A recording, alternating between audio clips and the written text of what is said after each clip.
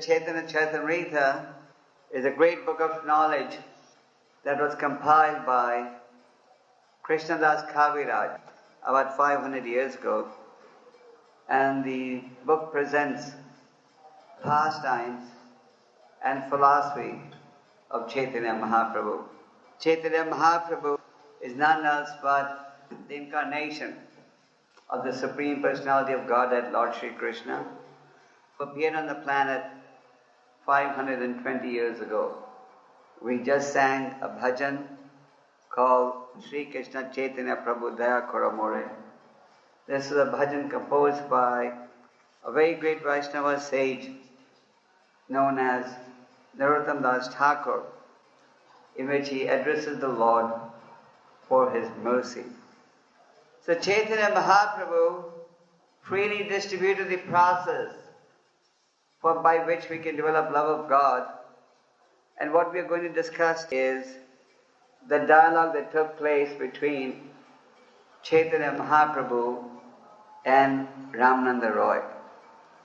Ramanand Ray was externally playing the role of being the governor of a kingdom in southern India, but even though he was acting as a governor, in reality he was a very great devotee of the Supreme Personality of Godhead. Ramanand Ray has been described as an incarnation of Arjuna and Vishakha.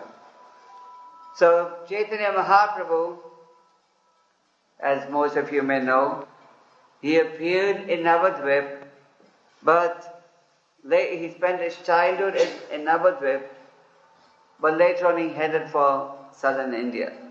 And as he was leaving for southern India, he was advised that he would meet Ramanand Ray over there. Ramanand Ray and Chaitanya Mahaprabhu, they met on the banks of the river Godavari, and they had a spiritual discussion. These days, people go on the banks of the rivers, even on the banks of sacred rivers, and go for sense enjoyment and picnics. But in ancient days, people used to have spiritual discussions on the banks of these sacred rivers. And just like King Parikshit had a discussion with Shukadev Goswami on the bank of the river Ganges.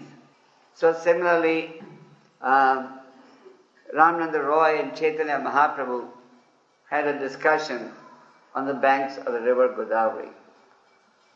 Chaitanya Mahaprabhu asked Ramanand Ray a series of questions, and Ramanand Ray gave reply to these questions. So what we're going to do today is read and discuss the question and answer dialogue that took place between Chaitanya Mahaprabhu and Ramanand Ray. The questions that Chaitanya Mahaprabhu asked are very practical questions, and Ramanand Ray gave very thoughtful replies to these questions. So we shall read the question and the answers. So I'll read the translation and then explain. On one occasion, the Lord inquired, of all types of education, which is the most important? Ramanand Ray replied, there is no education that is important other than the transcendental devotional service of Krishna. So the first question which Chaitanya Mahaprabhu asked was, of all types of education, which is most important? There's so many different branches of education, isn't it? And in the Bhagavad Gita we see that Krishna says, Raja Vidya Raja Guhyam. He says that this knowledge is the king of education. So there's so many different branches of mature education that you can possibly get. You can become an engineer, doctor. There are hundreds of subject matters. If you go to a big university in the West, There are literally hundreds and hundreds of subject matters that one can possibly investigate and study.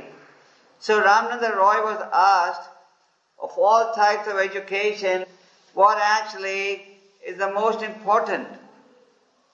And the reply that Ramanand Ray gave was that there is no education that is more important than that which teaches you how to serve the Supreme Personality of Godhead. Now, we are not saying that one should completely discard material education. But according to the Vedic scriptures, actually the word Veda implies knowledge. And the Vedic scriptures give us the highest form of education. The Vedic scriptures instruct us about our constitutional position. So Ramanand Ray replied that there are many different types of education, but the most important aspect of education is that which teaches you how to engage in service to the Lord. In other words, you may have 10 PhD degrees next to your name, but if you haven't understood the basic philosophy about the goal of human life, then all these are simply considered a waste. Just like you may have 1 0, you may have 100 zeros, but all these zeros do not mean anything. But if you add the figure 1 next to these zeros, then the zeros at once become meaningful. Similarly, you may have material education, but if you do not have spiritual education, then material education is used for destructive purposes. Just like as a result of science's advancement, they have invented so many sophisticated types of weaponry, nuclear weapons, etc. But actually, this is all being used by and large for destructive purposes and not for constructive purposes.